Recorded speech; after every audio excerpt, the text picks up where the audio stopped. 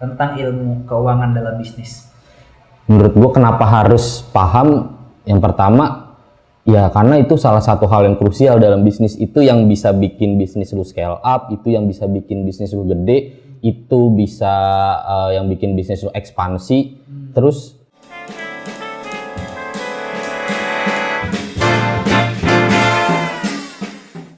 Hello Entrepreneurs Mania, welcome back again to our YouTube channel di Mania Entertain. Kembali lagi sama gue Abdul dan sobat gue Fauzan. mantap. Dimana di segmen mantap kali ini kita bakal ngebahas tentang apa ini ya, dari dulu. Seberapa penting business owner itu paham tentang ilmu keuangan. Nah, Jadi, ini dia. itu relate banget sih sebenarnya sama business owner yang nonton. Karena kemarin kebetulan ada satu video yang naik yang ngebahas tentang cara memulai bisnis ya. Yap.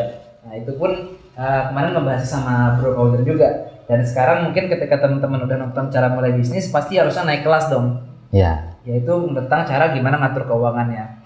Karena gue ada case nih ke Fauzan. Jadi gue punya teman, ya kan. Kalau pikiran gue sih gini ya. Jadi gue punya teman. Nah dia itu punya bisnis kayak ketoprak gitu ya, kaki lima. Yang dimana dia pas ngurus bisnis ketoprak ini, dia punya karyawan dan karyawannya itu dikasih sehari 20.000 setiap hari. Nah tapi Itu ini gerobakan gitu. Gerobakan sehari 20.000. Pas gue tanya sama si ownernya ini, nah si ownernya ini tuh nggak nulis pengeluaran, nggak nulis pemasukan. Dan pas gue tanya, terus untung ngatur ruginya tau dari mana? Udah nggak tahu, intinya tiap hari ada buat belanja aja. Itu kan relate banget ya untuk dibahas ya. Ya jadi sebenarnya kalau menurut gue ya, paham ilmu keuangan itu bukan berarti lo harus expert gitu. As a business owner bukan berarti lo harus expert banget keuangan, tapi minimal paham gitu ilmu-ilmu keuangan. Karena ini tuh berlaku mulai dari ya UMKM sampai ke skala yang besar. Ya kalau bisa kita lihat contoh deh, kalau yang skala besar ya, korporasi besar. Misalnya Jeff Bezos itu kan intinya keuangan segala macam. Banyak banget korporasi atau perusahaan-perusahaan yang besar, dia ownernya tuh paham ilmu keuangan. Karena itu salah satu, selain strategi dan lainnya, itu salah satu core-nya juga tuh. Kenapa bisnis dia bisa segede itu kan? Dan itu harus dipahamin mulai dari UMKM sampai menengah ke atas. Mungkin yang gede-gede juga ada apa ya bahasanya, kalau kayak ada bagian accounting atau dan sebagainya, yang dimana mereka itu harganya mahal banget ya, karena mereka ngurusin tadi ya bisnis itu sendiri. Dan yang namanya duit ya kan sensitif, akhirnya berdampak sama keberlangsungan bisnis itu sendiri. Betul. Nah itu sih sebenarnya kalau kita boleh ngobrol nih Kak, sharing ke teman-teman, kenapa sih seorang bisnis itu tentang ilmu keuangan dalam bisnis? Menurut gua kenapa harus paham? Yang pertama, ya karena itu salah satu hal yang krusial dalam bisnis. Itu yang bisa bikin bisnis lu scale up, itu yang bisa bikin bisnis lu gede, itu bisa yang bikin bisnis lu ekspansi. Terus kenapa harus paham ilmu keuangan? Karena kalau lu paham ilmu keuangan, lu bisa ngelihat apa modelnya kayak 360 degree gitu, misalnya 360 derajat soal bisnis lu gitu. Jadi dari aspek manapun, karena banyak keputusan-keputusan yang keterkaitan dengan keuangan. Jadi kenapa harus paham? Yaitu ya misalnya simpelnya kayak tadi, kayak contoh kalau kita ambil case tukang ketoprak, dia nggak ngitung laba, rugi dan selain sebagainya, penjualan di hari itu ya minimal pembukuan lah. Kan itu kan jadinya ya kita nggak tahu kapan untung, kapan, maksudnya dia hari itu untung berapa sih. Kalau misalnya patokannya bisa buat belanja, nah kan kita nggak tahu. Siapa tahu mungkin di saat itu mungkin dia udah bisa buka, dia kan pakai gerobak ya. Mungkin kalau dia pakai pembukuan misalnya mungkin sebenarnya dia udah bisa punya 2-3 gerobak, tapi kan karena nggak dikontrol keuangannya, jadi ya udah yang penting buat belanja deh segala macem. Nah itu menurut gue kenapa penting seorang business owner tuh paham ilmu keuangan. Berarti kalau kita tahu duitnya si perusahaan itu, kita tahu apa yang dia lakukan gitu ya, apa yang harus dilakukan, keputusan apa yang harus diambil, kan itu kan banyak yang bersinggungan dengan keuangan. Sama kayak kalau ngomongin tentang financial market gitu, kayak saham dan lain-lain, itu kan juga duit kan isinya. Iya. Kan kemana duitnya bergerak, kemana duitnya dipakai. Iya. Cara ngolahnya gimana, buat apa, itu nanti kan kita bakal bahas poin juga tentang soal investasi kan. Itu keterkaitan dengan keuangan juga. Yes. Kalau dari pengalaman pribadi, pernah nggak Bro Fauzan sendiri kayak apa ya ngelihat bisnis sendiri atau bisnis temen yang gagal gitu karena minimnya ilmu keuangan yang mereka punya. Kalau tadi kan dari case gue tuh, gue nggak bisa nyimpulin dia gagal apa enggak. Tapi yang gue lihat dia sangat tidak teratur. Tapi kalau yang lo sendiri lihat gimana? Karena ini sebenarnya kenapa gue pengen sharing tentang ilmu keuangan ini juga dari pengalaman pribadi karena dulu pertama kali gue jualan ya itu banyak sekitar nggak terlalu banyak lah ya sekitar 2 sampai 3 apa ya kayak dagangan gue tuh gagal karena gue nggak paham ilmu keuangan. Itu karena yang tadi case temen lu sesimpel itu kayak ya udah misalnya nih gue kan contoh dulu kan jualan sosis gitu makanan terus jualan headset dan lain-lain ya udah sesimpel ya udah jualan udah nggak usah ngapain kan saat itu nggak kepikiran ngapain ini dicatat maksudnya gue pemasukan berapa pengeluaran berapa terus duitnya buat apa aja segala macam itu gue nggak mikir. Intinya ya balik lagi gue dapat duit dari hasil jualan ya gue belanjain lagi buat jualan itu sesimpel itu mikirnya. Ternyata kan maksudnya menurut gue sih kurang tepat ya begitu. Jadi kayak ya minimal banget lah pembukuan lah pemasukan pengeluaran terus kosnya buat apa aja keluarnya kemana aja masuknya dari mana aja. Nah itu salah satu pengalaman pribadi dan beberapa teman gue juga ada yang gagal karena keuangan karena saat ada uang masuk dari usahanya mereka itu mereka nggak puterin di bisnis lagi, nggak diputerin di usahanya lagi, kadang ada yang dipakai buat jajan lah segala macam dan ya mereka pikir kan saat itu ya gua dagang usaha ya mungkin ya udah buat jajan gitu kan. Tapi kan ya kurang tepat lah. Jadi susah buat naik kelasnya, susah buat scale up-nya karena bakal stuck di situ, muter di situ aja. Tapi pas yang lo ngejalanin bisnis yang terus lo nggak ngerti keuangan itu, apakah lo ngerasain nggak profitnya? Maksudnya profit atau keuntungannya itu berasa nggak? Berasa, tapi nggak sesignifikan itu karena gue pikirannya tuh kayak dapat untung pasti buat belanja lagi, untung buat belanja. Jadi nah sisanya tuh nggak pernah jelas. Contoh gini, contoh detail sebenarnya kan bisa dihitung ya. Misalnya gue bawa 50 sosis ya. Misalnya gue bawa 50 sosis, yang satu sosis contoh harganya 2.000. Misalnya laku semua, harusnya kan gue dapat 100.000. Contoh, misalnya buat belanja untuk ngasihkan 50 sosis, katakanlah 70.000 atau 50.000 deh. Harusnya kan gue dapat untung 50.000 kan, harusnya tuh. Nah, karena gue nggak catat dan gue lupa atau maksudnya bingung gue uangnya buat apa aja. Jadi kadang tuh di hari itu untungnya tuh cuma 20.000, untungnya buat dengan kuantiti barang yang gue jual tuh sama. Jadi misalnya setiap hari gue beli 50 sosis nih dan setiap hari habis, tapi setiap hari gue nggak dapat 50.000 profitnya.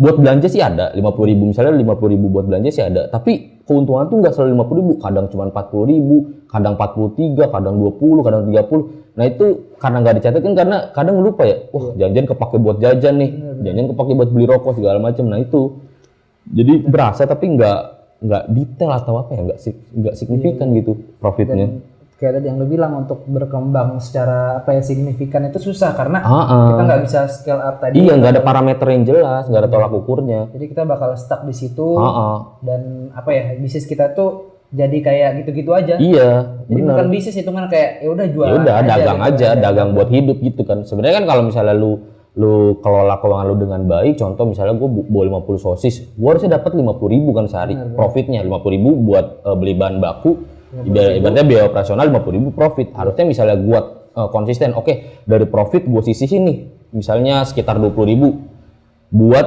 tambahan modal gitu. Berarti kan gue setiap hari ada tambahan modal 20.000 yang sebenarnya gue bisa scale up terus tuh. Misalnya hari ini bawa 50, besoknya harusnya gue bisa bawa 60 sosis. Besoknya lagi harusnya gue bisa bawa 70. Nanti kan untungnya kan tambah naik tuh, profitnya tambah naik, harusnya kan bisa masuk lagi, bisa buat penambahan modal. Tapi karena gue saat itu nggak mikirin itu ya, jadi ya udah setiap hari bawa 50 aja rata. Atau kan someday kan gue bisa kayak lu mau nggak dijual sosis gue punya 50 lagi nih, gue bisa 50, temen gue bisa 50 someday kan bisa begitu. Berarti ngefeknya kalau kata gue sih di kayak perusahaan atau bisnis yang udah harusnya dia misalnya udah punya karyawan nih kan, berarti nggak masuk akal kalau misalnya dia punya profit terus semuanya diputar lagi dan juga atau mungkin case yang kedua dia punya profit tapi terserah si ownernya mau buat apa. Itu salah juga berarti. Iya, ya kurang tepat lah. Kurang tepat karena ya kan karena lu bingung juga kan buat ngambil keputusan karena lu nggak tahu. Iya nggak tahu. Itu duit. Jadi pikirannya ya udah orang udah ada buat belanja ini kok, buat beli bahan baku udah ada kok, stok besok aman kok. Udah mikirnya kan begitu kan, sesimpel itu. Nggak mikir kayak wah ini kan bisa buat penambahan modal, ini kan bisa Gaji buat ekspansi, karyawan belum bisa buat gaji karyawan, bisa buat scale up dan lain sebagainya. Jadi nggak kepikiran tuh karena mungkin minimnya ilmu keuangan saat itu gue ya, maksudnya ini cash pribadi. Ya beberapa kan karena itu saat itu gue jualan beberapa ada barang elektronik juga, ya sama sistemnya karena ya udah loss aja, ada profit pakai buat jajan, sisanya belanja, profit jajan bisa belanja, kayak gitu-gitu aja. Jadi oh menurut gue ya sekarang kan maksudnya refleksi diri, oh mungkin itu ya salah satu faktor yang bikin saat itu dagangan gue tuh nggak berkembang gitu, ya udah gitu-gitu aja, itu sih menurut gue. Karena sekarang lu punya bisnis apa ya, service lah bahasanya ya, lu punya agensi Money Indonesia, dan pasti lu ngerasain lu punya titik, lu ada titik di mana lu dapat profit nih gitu kan. Itu gimana kira-kira cara lu? Apakah profit yang lu dapetin itu lu simpen dulu atau lu langsung pakai buat scale up atau lu langsung bagi sama co-founder lu? Boleh dong sharing ke teman-teman. Nah ini berarti ini sistem internal kita gitu ya. Sedikit tentang saya. Kalau di gua sekarang sih mungkin karena posisinya gua kerja juga ya. Jadi tidak bergantung dengan profit dari usaha gua sendiri. Saat ini keputusan gue ya menaruh profit itu menjadi kas perusahaan untuk nantinya dipakai untuk mungkin scale up, untuk investasi ke instrumen investasi yang low resiko dan lain sebagainya. Jadi untuk saat ini nggak langsung pembagian ke co-founder, jadi kita simpan dulu yang nantinya mungkin kita bisa buat scale up dan lain sebagainya. Biasanya kalau di apa ya, yang gue lihat di Humans Perfume itu dia modal yang dia dapat dari customer, ya kan? Jadi mereka nggak, dia modalnya kita bikin bisnis modal misalnya sedikit nih, misalnya di bawah 100 juta, tapi kita dapat modal lagi dari customer yang dimana profit mereka itu bisa kita sisihkan sedikit. Sebenarnya beda-beda sih, maksudnya gue nggak membenarkan cara gue juga ya. Jadi sebenarnya semua business owner punya caranya tersendiri untuk mengolah profitnya. Entah bisa langsung dia dapat profit langsung scale up, bisa disimpan dulu, bisa langsung diinvestasikan, bisa langsung dibagi ke maksudnya para shareholder gitu ya. Jadi itu semua keputusan ya diambil dari business owner. Nah, balik lagi, keputusan itu bisa diambil kalau kalian tuh maksudnya paham gitu ilmu keuangan, ya minimal aja gitu, maksudnya yang mendasar lah, maksudnya ilmu investasi, ilmu pembukuan dan lain sebagainya gitu. Maksudnya nggak usah terlalu expert, tapi minimal paham lah beberapa ilmu keuangan gitu. Oke. Secara sudut pandang lu kira-kira kalau misalnya business owner nih, ya kan, orang punya bisnis, dia nggak paham nih tentang ilmu keuangan, kira-kira resiko yang paling mendekati apalah kira-kira yang bakal berdampak sama dia nanti, resikonya apa kira-kira? Resikonya balik lagi ya. Ke bisnis ataupun ke personal dia lah gitu. Kalau ke bisnis ya, kalau ke bisnis otomatis ya banyak orang yang nggak paham ilmu keuangan akhirnya bisnisnya stuck sampai hancur. Jadi karena dia nggak ngelihat labanya berapa, dia rugi berapa segala macam, lama-lama nggak kerasa lah kok tiba-tiba modalnya habis ya. Tapi nggak tahu habisnya tuh kenapa gitu. Nggak bisa diidentifikasi resikonya, nggak bisa dievaluasi karena nggak punya apa ya? Parameter gitu. Nggak punya parameter, nggak punya sesuatu yang bisa dievaluasi. Kalau lu punya contoh kayak hal kecil, kalau lu punya pembukuan uang keluar masuk, lu kan minimal bisa evaluasi. Oh, ini kok uang keluar kok lebih banyak daripada uang masuk ya? Kenapa ya? Apakah bahan bakunya yang naik? Karena pasarnya memang lagi naik, atau memang lu pakai uang profit itu buat hal-hal yang kurang penting di bisnis. Tapi kalau misalnya nggak ada itu, ya resikonya itu bisa stuck, gagal ekspansi, gagal scale up, susah buat berkembang lah intinya. Dan susah ngambil keputusan juga, harus gimana bingung kan? Iya. Kayak ada biaya-biaya yang menurut gua, oke, coba kita berbicara tentang dua cost itu, kayak fixed cost sama variable cost. Yep. Nah, itu kadang ada biaya yang kayak dalam bisnis, biaya untuk networking misalnya, biaya untuk tadi ekspansi. Misalnya kita mau ada juga biaya untuk brand awareness misalnya. Kita nyewa tempat di mana kita bikin booth di sana misalnya. Betul. Nah, itu kan termasuk ya kan? Ya, itu kan termasuk variable cost tuh. Yang biaya tidak terduga. Dia tuh sumbernya dari si pengelolaan keuangan yang bagus juga. Iya, betul. Jadi, nah itu kan balik lagi nanti kan sebelum kita melangkah ke sana, sebelum kita melangkah mau ikut pameran, sebelum kita melangkah untuk mau networking yang memerlukan biaya, itu kan perlu diambil keputusan kan. Kira-kira kita lihat nih, apa ya, dana kita cukup nggak nih misalnya untuk ikut pameran ini, dana kita cukup nggak nih, aman nggak nih untuk ikut networking ini, untuk scale up ke sini. Terus kan scale up juga misalnya lu mau scale up sampai kayak gimana, contoh misalnya lu punya, contoh kayak teman lu tadi punya ketoprak keliling, lu mau scale up mau buka 1 gerobak atau bisa langsung 3 gerobak nih, atau cuman 1 doang atau langsung 2 bisa nggak, itu kan keputusan diambil di awal sebelum lu scale up kan, itu kan perlu dilihat juga kan, maksudnya dana yang lu punya tuh berapa, cukupnya scale up-nya sampai mana, kayak gitu. Berarti kerja sebagai finance tuh menurut gue kayak apa ya, kayak kelihatan mungkin bagi orang yang ngurusin duit doang itu kayak biasa, tapi ternyata banyak yang harus dia pahamin di perusahaan itu. Ya kalau finance banyak banget, karena dia bisa, ya itu balik lagi kayak omongan gue, dia bisa ngeliat 360 derajat soal bisnis itu. Karena banyak keputusan yang diambil dengan keterkaitan dengan uang kan. Dan dia berpengaruh di situ. Dan rata-rata ya, nggak semua divisi, tapi banyak divisi yang bukan finance ya, tapi ada keterkaitan dengan uang. Contoh HR, ada keterkaitan dengan uang, karena dia kan hire SDM, dia harus tahu kebutuhan perusahaan itu berapa, kira-kira investasi yang harus dilakukan oleh SDM itu berapa, biar dapat returnnya berapa kan. Benar. Biar nggak, misalnya kayak gue butuh programmer nih segala macem, misalnya dia nggak ngerti, kayaknya budget programnya 50 juta deh, kebetulan mungkin cash flow perusahaan lagi buruk gitu, lagi nggak baik, yang akhirnya ya ngegerus doang, akhirnya nggak jadi investasi yang baik, cuman ngegerus. Nah itu banyak sih divisi-divisi yang bukan finance tapi ada keterkaitannya dengan keuangan. Kalau seorang business owner, kalau tadi kita harus paham keuangan. Kalau misalnya staff finance kita itu, bentar, kalau kita punya staff finance, dia kerjanya apa? Kalau misalnya kita harus paham keuangan sebagai business owner, itu mungkin bakal jadi pertanyaan tuh. Iya. Jadi pasti kan nanti nanya ya kayak, loh kan gue bisa hire staff finance, ngapain gue harus ngurusin keuangan? Ya gue ngurusin strategi aja lah, gue ngurusin marketing aja lah, gue jualan aja lah.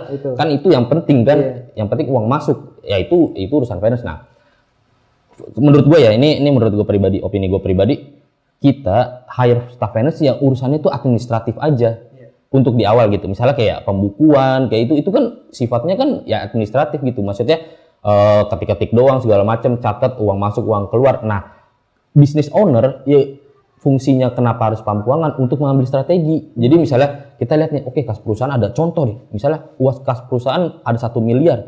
Nah, misalnya lu nggak paham ilmu keuangan, kan lu bingung ya, maksudnya mau ngapain. Misalnya contoh tiba-tiba jeder lu dikasih 1 miliar, nih buat usaha lu. As a business owner kan lu harus mengambil keputusan. Oke, 100 juta buat ini, 100 juta kita buat up, 50 juta buat marketing, 200 juta buat investasi ke SDM dan lain-lain. Itu kan diambilnya dari business owner kan. Finance nanti cuma mendistribusikan aja. Oke, nanti kita kelompokkan, Pak, gini segala macam. Nah, itu menurut gua kenapa. Jadi itu fungsinya staff finance ketika misalnya ada di kantor lu, ya itu untuk urusan administratif. Jadi keputusan dan lain-lain ya tetap diambil dari business owner. Dan biar nggak dibegoin juga sih. Kan misalnya lu punya staff finance, Pak, uang kita ada 1 miliar nih, gimana kalau contoh 300 juta buat marketing, nih bagus nih. Oke juga, ya udah 300 juta, oke, saya oke, segala macam. Tiba-tiba boncos. Iya, apalagi bos-bos yang maksudnya kayak kompetitif sama perusahaan yang lain misalkan. Kayak dia tuh nggak bisa banget dipanas-panasin nih, soalnya banyak jenis bos yang begitu.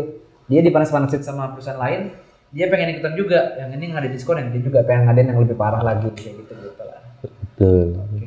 Mungkin itu aja sih pertanyaan seru tentang ilmu keuangan yang bakal gue tanya. Kira-kira apa nih yang bisa lo sampaikan satu aja ke teman-teman yang yang lagi jalan bisnis, kira-kira untuk pengelolaan keuangannya, kira-kira apa advice dari lo yang kalau saran dari gue ya pahamilah ilmu keuangan beberapa gitu ya, minimal kayak pahami ilmu investasi, terus belajar cara pembukuan, itu kan yang mendasar ya, untuk UMKM juga penting biar ya minimal bisnis lu bisa berkembang lah, jadi lu bisa lebih mudah ngambil keputusan gitu. Itu menurut dari gue sih. Mantap sekali. Dan ya teman-teman semuanya, gitulah ya percakapan kita tadi tentang bagaimana cara mengelola keuangan bisnis. Semoga itu bisa bermanfaat buat teman-teman semuanya, teman-teman praktekkan dalam bisnis teman-teman. Dan sampai jumpa lagi, dan jangan lupa kembali ke channel Jamin lagi kalau teman-teman udah bisa ngatur keuangan dengan baik setelah nonton video ini. Mantap. Oke, mantap, and bye bye, see you guys in the next video.